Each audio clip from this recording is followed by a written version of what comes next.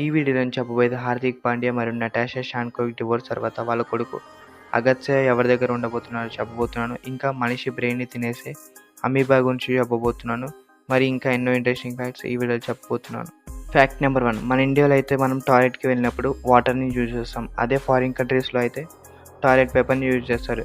దానివల్ల వారు రోజుకి 27,000 చెట్లని కట్ చేస్తున్నారు. దాంతో ప్రతి సంవత్సరం 9.8 మిలియన్ చెట్లని మనం పోగొట్టుకుంటున్నాం కేవలం టాయిలెట్ పేపర్ని చేయడానికి. ఫ్యాక్ట్ నెంబర్ 2, ఇతని పేరు రామస్వామి లతక్మానహ.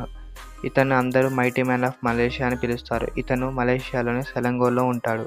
1990 సెప్టెంబర్ 30న ఇతను తన జుట్టు ద్వారా ఏకంగా 32.5 టన్నులు ఉన్న బోయింగ్ 737 అనే ప్యాసింజర్ విమానాన్ని 16.85 మీటర్స్ దాకా లాగాడు.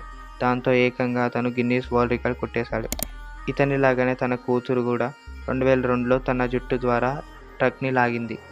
ఫ్యాక్ట్ నెంబర్ 3, ఉత్తరాఖండ్లోని హరిద్వార్లో ఈమె తన చిన్న కొడుకు మీదకు ఇలా ఎక్కి తనని కొడుతుంది. అయితే తన పెద్ద కొడుకు మాత్రం నించొని వీడియో తీస్తూ ఉంటాడు. తర్వాత ఆ వీడియో వాళ్ళ హస్బెండ్కి పంపించారు. అంతలో పోలీసులు వచ్చి ఆమెని అరెస్ట్ చేశారు. తర్వాత ఇంట్రాగేషన్లో తెలిసింది ఏంటి అంటే వాళ్ళ హస్బెండ్ ప్రతిరోజు మందు తాగుతాడని మరియు ఇంటికి రాడని, దాంతో అతన్ని భయపెట్టడానికి ఇలా వీడియో తీసి పంపించాలని ఆమె చెప్పింది. దాంతో ఈ వీడియో సోషల్ మీడియాలో ఎంతో వైరల్ అవుతుంది. ఫ్యాక్ట్ నెంబర్ 4, మనిషి బ్రెయిన్ని తినే ప్రమాదమైన అమీబా ఇది. ఈ అమీబా శరీరంలోకి ప్రవేశించిన తర్వాత కొన్ని రోజుల్లోనే రోగి చనిపోతాడు. ఈ అమీబా వల్ల దక్షిణ కొరియాలో ఒకరు మరణించారు. భారత్లో కూడా కొన్ని కేసులు నమోదయ్యాయి. ఈ అమీబా పేరు నెగ్లేరియా ఫౌలేరి. ఈ అమీబా సూక్ష్మజీవి, మైక్రోస్కోప్లో మాత్రమే చూడగలం. వెచ్చని నీరు ఉండే సరస్సులు, నదులు, నీటి కాలువల్లో ఈ అమీబా ఉంటుంది. ఈ వ్యాధి తగినంత క్లోరిన్ లేని వాటర్ పార్క్స్ మరియు స్విమ్మింగ్ పూల్స్ ద్వారా ఈ వ్యాధి సోకుతుంది.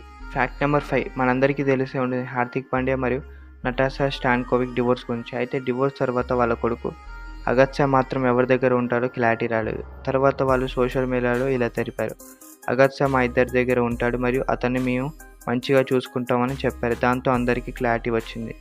ఈ వీడియో కనుక మీకు నచ్చినట్లయితే మరిన్ని ఇలాంటి వీడియోస్ కోసం మా ఛానల్ని సబ్స్క్రైబ్ చేసుకోండి.